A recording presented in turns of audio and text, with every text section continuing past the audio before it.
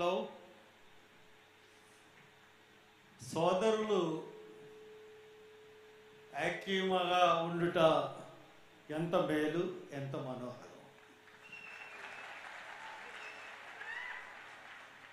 మనం ఐక్యంగా ఉండాలి. ఈ ఐక్యానికి చిహ్నంగా సభికులు, సభ మీద ఉన్న అతిథులు ఒకళ్ళనొకళ్ళు చేయబట్టుకుని మన ఐక్యతను చాటమని ఒక్కసారి కోరుతా ఉన్నాను.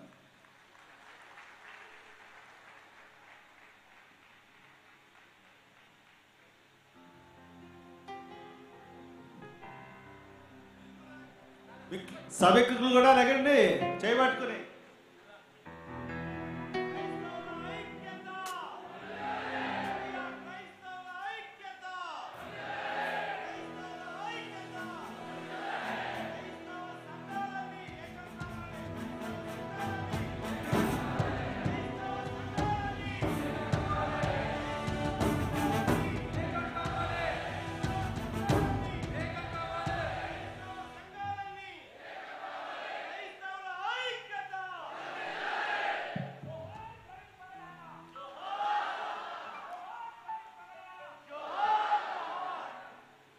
Thank you very much.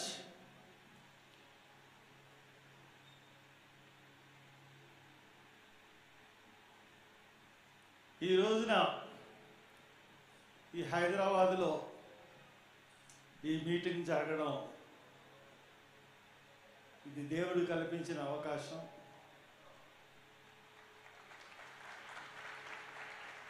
ఇది క్రైస్తవుల యొక్క ఆవశ్యకత తెలిపినటువంటి మీటింగ్. ఈ మీటింగ్కి నేను వచ్చేటప్పటికి నాకు 5 అని చెప్పారు. నేను 10 నిమిషాల దాకా వారు వచ్చేటప్పటికి 6 గంటలకి నేను వచ్చేటప్పటికి స్టేజ్ లేదు, ఇది లేదు, చైర్స్ లేవు, బ్యానర్ లేదు, ఏమి లేవు. ఎవరికి ఏమీ అర్థం అవ్వట్లేదు, సభ ఉందో లేదో తెలియని. కానీ విశ్వాసంతో ఇక్కడికి వచ్చిన వాళ్ళందరూ వెయిట్ చేస్తూ ఉన్నారు. గ్రేట్. నాకు అనిపించింది ఏంటి పరిస్థితి. నన్ను ఇన్వైట్ చేసింది అజయ్కి ఫోన్ చేస్తే, అన్నా నేను రాలేనన్నా, నన్ను అరెస్ట్ చేయాలని చూస్తూ ఉన్నారు, అరెస్ట్ చేసి తీసుకెళ్దామని చూస్తూ ఉన్నారు, ఇప్పటికే చాలా కేసులు పెట్టారు నా మీద, మళ్ళీ మీటింగ్కి పర్మిషన్ ఇవ్వలేదు, అజయ్ బాబు లేకుండా మీటింగ్ జరుపుకోండి, అజయ్ బాబు అండ్ అభినవ్ లేకపోతే మీటింగ్ జరపకండి, పర్మిషన్ క్యాన్సిల్ చేస్తాం. మరి ఇదేంటి నాకు అర్థం అవ్వలేదు. సరేలే నేను మాట్లాడతాను అని చెప్పాను. ప్రవీణ్ పగడాల గారు మార్చి 24న రోడ్డు మీద పక్కన పడిపోయి, ఆయన మీద బండి పడిపోయి ఉన్నప్పుడు 24 మధ్యాహ్నం కల్లా రాజమండ్రిలో వేలాదిగా జనం వచ్చారు. నేను సాయంత్రం అక్కడికి వెళ్ళినప్పటికీ ఏంటి ఎంత జనం వస్తున్నారు, వాట్ ఈజ్ హిజ్ ఇంపార్టెన్స్ అని ఎవరో తెలియదు. నాకు ఎప్పుడు పేరు కూడా లేదు, చాలాసార్లు చెప్పాను ఇది. అంటే మా అబ్బాయి వచ్చి ఒక వీడియో చూపించాడు, అబాలిషన్ ఆఫ్ హిందూ యాక్ట్స్. చాలా వండర్ఫుల్గా మాట్లాడాడు ఈయన. ఖచ్చితంగా ఆ వీడియో చూసిన తర్వాత చంపే ఉంటారు ఈయన్ని అని అనుకున్నాను. సరే ఈవినింగ్ వెళ్ళాను. ఇవన్నీ అందరికీ తెలిసిన విషయాలే, మళ్ళీ ఒకసారి బ్రీఫ్గా చెప్తాను. అయితే అక్కడికి వెళ్ళిన తర్వాత ఆయన, ఎందుకంటే ఆయన లేకపోతే మీటింగ్ లేదు, ఆయన పేరు మీద ఈ మీటింగ్ జరుగుతుంది, ఆయన పేరు మీద క్రైస్తవుల్లో ఐక్యత వచ్చింది. దట్ ఈస్ ప్రవీణ్ పగడాల. గుర్తుపెట్టుకోండి. ఆ మనిషి పేరు చెప్తేనే రోమాలు లెక్కపరుచుకుని క్రైస్తవులు ఒకందరూ కూడా భావోద్వేగానికి లోనయ్యే పరిస్థితులు ఈరోజు ఉన్నాయి.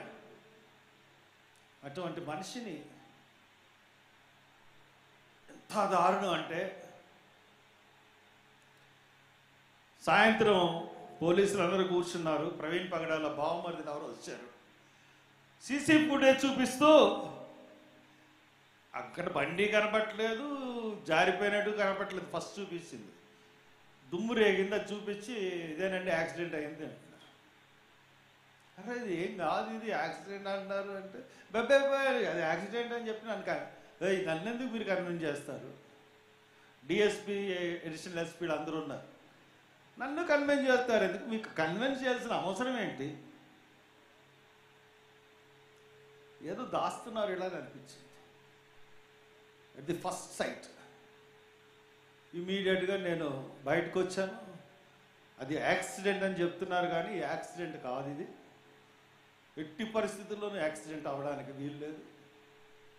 100% ఏదో జరిగింది అని చెప్పి బయటకు వచ్చి చెప్పాను. నైట్ అంతా అక్కడే ఉన్నాం.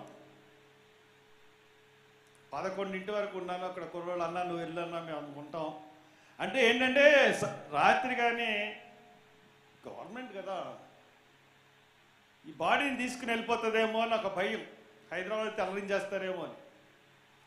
ఎందుకంటే ఎఫ్ఐఆర్ పొద్దున్న జరిగితే సాయంత్రం నేను గట్టిగా అడిగేంత వరకు ఎఫ్ఐఆర్ వేయలేదు. సరే అందరిని పెట్టి మార్నింగ్ వచ్చేటోడికి పోస్ట్ మార్టం చేయాలి, వీడియో తీయమన్నా తీస్తామన్నారు. ఇంకో డాక్టర్ని ఏమన్నా వేస్తానని చెప్పి ఒప్పుకోకుండా వెళ్ళిపోయారు. దాని తర్వాత పోస్ట్ మార్టం ఎంక్విస్ట్ రాయడానికి 12 గంటలు తీసుకున్నారు. చాలా కావాలని డ్రాగింగ్ చేసి 2:30 పోస్ట్ మార్టం తీసుకొచ్చేసేటికి నేను బాడీ అంతకుముందు చూశాను, తర్వాత చూశాను. పోస్ట్ మార్టం అయిన తర్వాత చాలా మేకప్ చేసిన తర్వాత కూడా ఈ పెదవి ఇలా కట్ అయిపోయి ఉంది తప్పితే లేదు. ఇక్కడ నుంచి ఇక్కడికి గొడ్డలతో నరికేసినట్టుగా ఉంది. నేను చూశాను బాడీ. ఖచ్చితంగా అది యాక్సిడెంట్ కాదు. నేను నమ్మడం సమాజం అంతా నమ్మింది, దేశం అంతా నమ్ముతుంది, అంతర్జాతీయ సమాజం అంతా కూడా నమ్ముతుంది.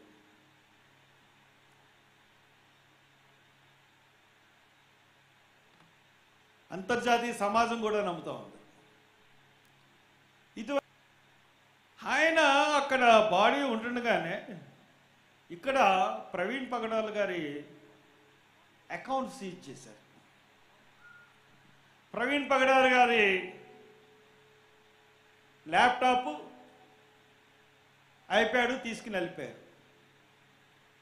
అక్కడేమో 2 ఫోన్లు ఐఫోన్ సీజ్ చేసామని చెప్తే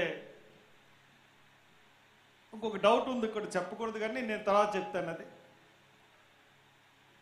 ఇటువంటి పరిస్థితులన్నీ. యాక్సిడెంట్ అయితే ల్యాప్టాప్లు సీజ్ చేయడం ఏంటి?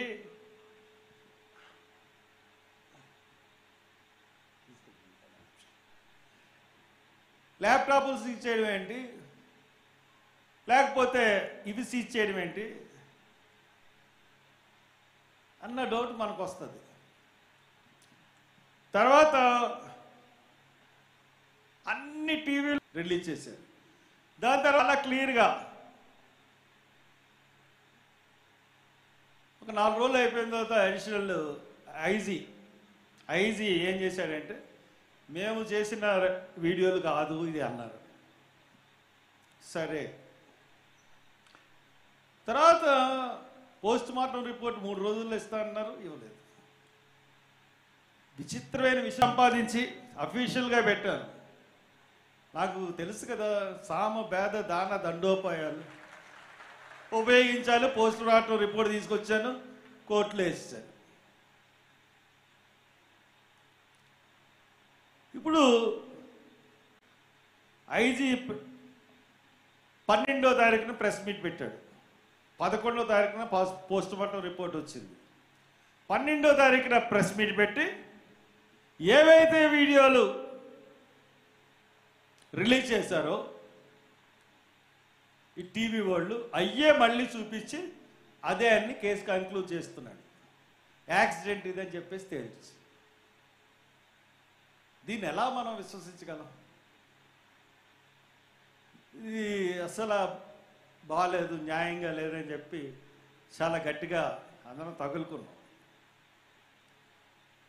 నేను 13, 14 తయారు చేశాను, పిల్లేశాను. ఐ థింక్ రేపు సోమవారం, మంగళవారం రీపోస్ట్ మార్టం హైదరాబాద్లో జరగడానికి ఆర్డర్ రావచ్చు. 100%.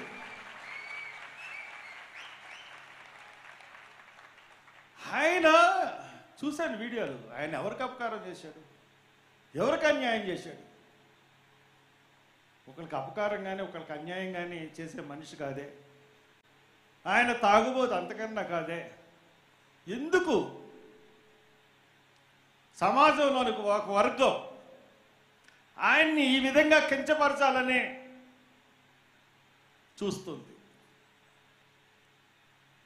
నేను కొంచెంసేపు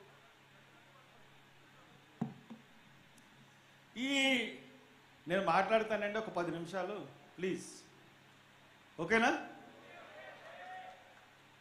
ఎందుకంటే నేను సభా మర్యాద పాటించేవాడిని, అందరూ మాట్లాడాలి కాబట్టి కొంచెం తప్పదు. నేను అక్కడ జరిగిన అన్ని విషయాల్లో నేను ఉన్నాను. సరే, చూసేటోడికి నాకు ఏంటి ఇలా చేస్తున్నారు, గవర్నమెంట్ ఇలా చేస్తుంది, ట్వీట్లు పెడుతుంది, కూటమి నాయకులు ట్వీట్లు పెడుతున్నారు యాక్సిడెంట్ అని. అది దర్యాప్తు ఎలా ఉందంటే, పోలీసుల దర్యాప్తు హత్యని ఎలా ప్రూవ్ చేద్దామని ఉంది తప్పితే అసలు అది హత్య లేదా యాక్సిడెంట్ అన్నా ప్రూవ్ చేయడానికి లేదు. అది యాక్సిడెంట్ అని ఎలా ప్రూవ్ చేయాలి, హత్యని కాకుండా యాక్సిడెంట్ అని ఎలా ప్రూవ్ చేయాలన్న దాని మీదే దర్యాప్తు జరిగింది. మనకు ఏదన్నా ఇన్సిడెంట్ జరిగినప్పుడు అది ఏంటని కనుక్కోవడానికి ఇన్వెస్టిగేషన్ జరుగుతుంది, నిజాలు బయట పెడతారు పోలీసులు. కానీ ఇక్కడ అలా కాదు, ముందే వాళ్ళకి ఆబ్జెక్టివ్ ఉంది, దాన్ని యాక్సిడెంట్ కింద చూపించారు పోలీసులు, అదే ఫాలో అవుతూ ఉన్నారు. కానీ అది హత్యనే ఇంకా చెప్తా ఉన్నారు. చాలా దురదృష్టకరం.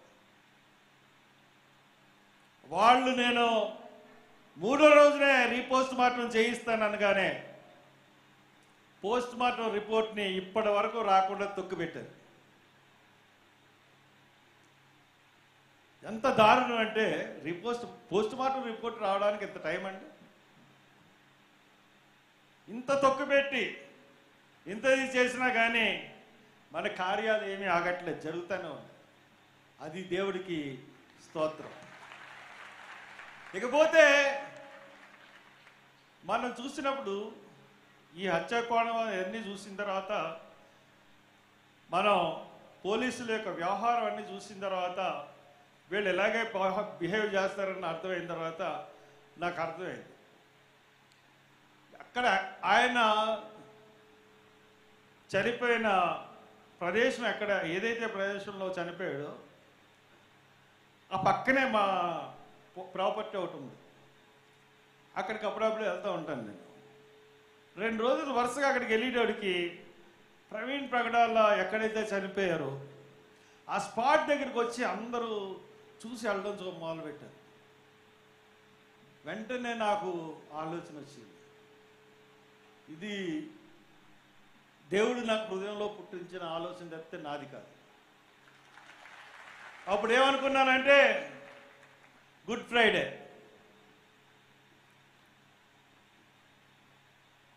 ఈస్టర్. గుడ్ ఫ్రైడేలో వాక్యం వింటారు, ఈస్టర్లో సమాధుల తోటికి వెళ్తారు, సమాధుల పండుగ చేసుకుంటారు. కాబట్టి శనివారం సాయంత్రం 4 గంటల 5 గంటలకి ప్రవీణ్ పగడాల ఎక్కడైతే చనిపోయాడో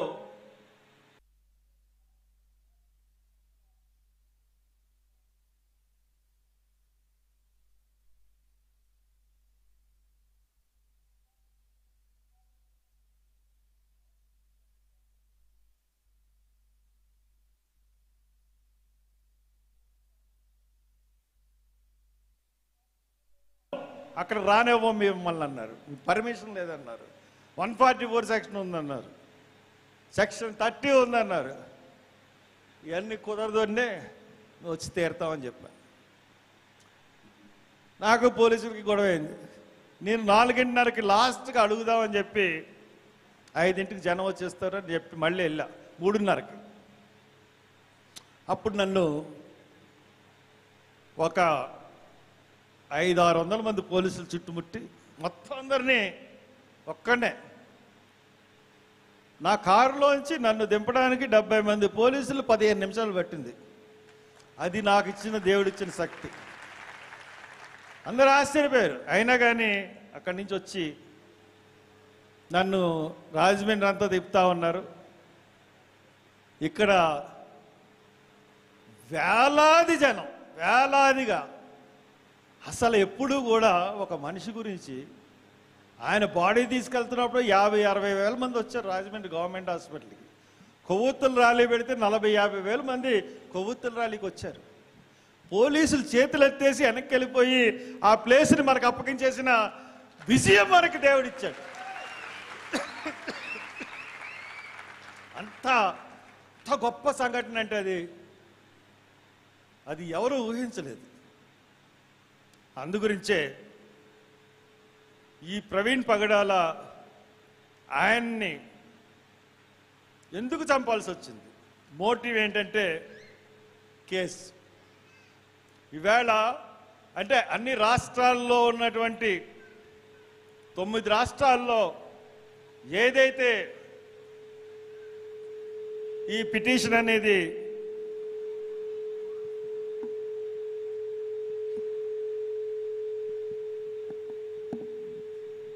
ఈ రాష్ట్రాలు ఏదైతే ఉందో మత మార్పిడి నిరోధక బిల్లు, ఆ మత మార్పిడి నిరోధక బిల్లు గురించి మాట్లాడవలసిన జ్ఞానవంతుడైన లాయర్ ఎవరంటే ప్రవీణ్ పగడాల. అబాలిషన్ ఆఫ్ హిందూ యాక్ట్స్ గురించి ఆయన స్పీచ్ చూసిన తర్వాత ఖచ్చితంగా ఈయన మిరాకిల్స్ చేయగలడు, అద్భుతాలు చేయగలడు. దేవుడు సహాయంతో మొత్తం దేశాన్ని అంతటినీ ఏలగలడు అని అనిపించింది. అందుగురించే ఆయన్ని బలి తీసుకుంది సమాజం. అందుగురించే ఆయన ఎవరో తెలియనటువంటి నాలాంటి వాళ్ళని కూడా మనస్సుకి మనస్సుని పురికల్పి ఆ ఉద్యమంలో, నేను రిలీజియస్ ఉద్యమాల్లో దేంట్లోనూ పాల్గొనలేదు. అఫ్కోర్స్ పుష్కరాల టైంలో రాజమండ్రిలో సమాధులకి స్థలాలు కావాలని నిరాహార దీక్ష చేస్తే దగ్గర 18 రోజులు నన్ను పెట్టారు జైల్లో. ఎంపీగా అయిన తర్వాత కూడా జైల్లో ఉన్నాను నేను. అది విచిత్రం. నా సొంత కేసు అన్నది ఎప్పుడు చిన్నప్పటి నుంచి ఇప్పటి వరకు కూడా లేదు. స్టీవెన్ తెలుసు, మా యాడమ్కి తెలుసు. స్టీవెన్ సింగర్, నాకు సబ్ జూనియర్ యూనివర్సిటీలో. ఇంత పెద్ద సింగర్ అవుతాడని నేను అనుకోలేదు. వీళ్ళందరూ పెద్ద అండ నాకు. నా జూనియర్స్ కానీ నా సీనియర్స్ కానీ అందరూ హర్షన్న నేనంటే ఒక ఇది వాళ్ళే నన్ను కాసుకునేవారు. దేవుడు ఎప్పుడు నా మీద, నా ప్రక్కన ఎప్పుడు ఒక రక్షణలాగా జనాల్ని క్రియేట్ చేశాడు చిన్నప్పటి నుంచి. మరి ఎందుకో తెలియదు. అది నేను చూసుకున్నాను. ప్రవీణ్ పగడాల అయిపోయిన తర్వాత, ఇది అయిన తర్వాత రేపు మనకి 24వ తారీఖున మీ అందరికీ ఇదే పిలుపు. మీరు మీ సంఘాల దగ్గరికి వెళ్ళిన తర్వాత రేపు ప్రతి సంఘంలోనూ కూడా ఒక విజ్ఞాపన చేయండి. 24వ తారీఖున మన సంఘస్థులందరం ఒక బస్సు మాట్లాడుకుని మనం రాజమండ్రి సభకి వెళ్ళాలి. ప్రవీణ్ పగడాల సంతాప బహిరంగ సభకి మనం వెళ్ళాలి. ఇరు రాష్ట్రాల్లోని ప్రజలందరికీ, ఇరు రాష్ట్రాల్లో ఉన్న చర్చెస్ అన్నీ కూడా ప్రతి ఒక్క చర్చి నుంచి ఒక్కొక్క బస్సు, 2 బస్సులు, 3 బస్సులు మీరే మీ తిండి పదార్థాలు, టిఫిన్లు అన్నీ దాంట్లో సమకూర్చుకుని ఆ సభకు బయలుదేరండి. అది మన భవిష్యత్తుకు నాంది సభ అవబోతుంది చెప్తా ఉన్నాను. క్రైస్తవుల యొక్క శక్తి శక్తి చూపెడబోతుంది మీకు చెప్తా ఉన్నాను. అంతేకాదు ఈ సమాజంలో ఒక మార్పు తెచ్చే గొప్ప సభ అవబోతోంది. ప్రతి పాస్టర్కి ఒక కవచాన్ని ఇచ్చే సభ అవుతుంది. మనకి మన పాస్టర్లు కానీ క్రైస్తవ సమాజాన్ని కానీ ఈసడించుకుని ఏమన్నా మాట్లాడాలంటే ఆ సభను గుర్తు తెచ్చుకునే పరిస్థితులు మనం కల్పిద్దాం. కాబట్టి అది దృష్టిలో పెట్టుకోండి. అది దృష్టిలో పెట్టుకుని ప్రతి ఒక్కళ్ళు తయారవ్వండి ఆ సభకి. ఆ సభకు వచ్చినప్పుడు ఇంకా పర్మిషన్ ఇవ్వలేదు, తెస్తాను. కానీ నాకు అన్నిటికన్నా గొప్ప విచిత్రమైన విషయం ఏంటంటే హైదరాబాద్లో బీజేపీ గవర్నమెంట్ ఉందా, కాంగ్రెస్ గవర్నమెంట్ ఉందా? కాంగ్రెసా? కాంగ్రెస్ అయితే అజయ్ బాబుని ఎందుకు రానివ్వలేదు? కాంగ్రెస్ గవర్నమెంట్, బీజేపీ పాలన. ఓహో ఓహో రేవంత్ రెడ్డి గారు, నేనంటున్న మాటలు కాదండి, ప్రజలు అంటున్నారు. ఇక్కడి నుంచి మీరు నాకు స్నేహితులు, కానీ అజయ్ బాబు రాజమండ్రిలో మాట్లాడితే తెలంగాణలో కేసులు పెట్టి అరెస్టులు చేసి 7 పోలీస్ స్టేషన్లు తిప్పి చేయడం మీకు సబబేనా? ఖచ్చితంగా రాహుల్ గాంధీ, సోనియా గాంధీ దృష్టికి తీసుకెళ్తున్నాను.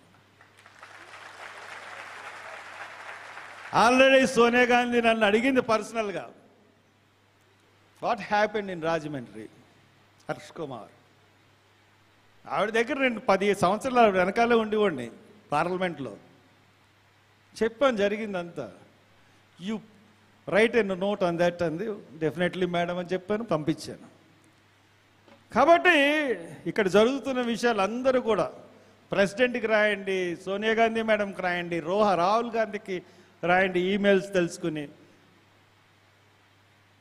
ఇక్కడ కాంగ్రెస్లో ఉన్న మంత్రులందరూ నా సహచరులు, నా జూనియర్సే.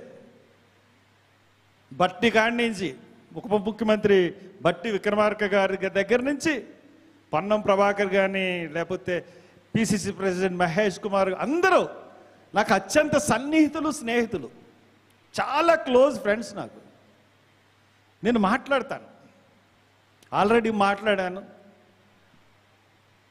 ఇక్కడ జరుగుతున్నది క్రైస్తవుల్ని రక్షించడానికి చేస్తున్న ప్రయత్నాల్లాగా ఈ ప్రభుత్వం వ్యవహరించట్లేదు.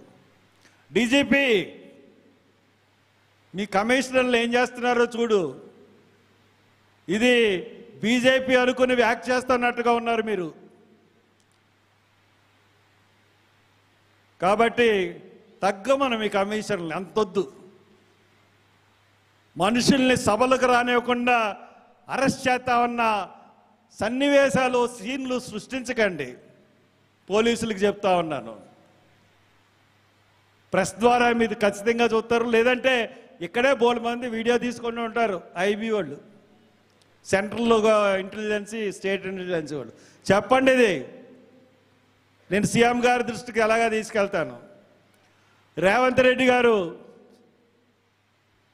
మన ప్రాథమిక సూత్రం, మన పార్టీ ప్రాథమిక సూత్రం మైనార్టీలను కాపాడడం, మైనార్టీలకు రక్షణ కల్పించడం, వాళ్ళ మీద చర్యలు చేయమని, ప్రతిచర్యలు చేయమని కాదు. మీరు ఇదే పాటిస్తే మున్ముందు మీరు గడ్డు పరిస్థితి ఎదుర్కోక తప్పదు. మీరు కూడా ఒక బీజేపీ నాయకుడిలాగా ప్రవర్తిస్తే ఎవరిస్తారు రక్షణ మైనార్టీలకి, క్రైస్తవులకి? ఎప్పుడన్నా ఏదైనా రాజకీయ గొడవల్లో ఉన్నారా? ఎప్పుడన్నా ఏ రాజకీయ పార్టీ సమావేశాల్లో పాల్గొన్నారా? ఏ రాజకీయ పార్టీకి ఓటేయమని చెప్పారా? ఎంత మత సామరస్యంతో ఉంటారు. వాళ్ళని ఇబ్బందులు పెడుతుంది మీ ప్రభుత్వం. This is not good. కాబట్టి దీన్ని అందరూ గమనించమని, అందరం 24వ తారీఖున రాజమండ్రిలో కలుద్దాం. Thank you very much.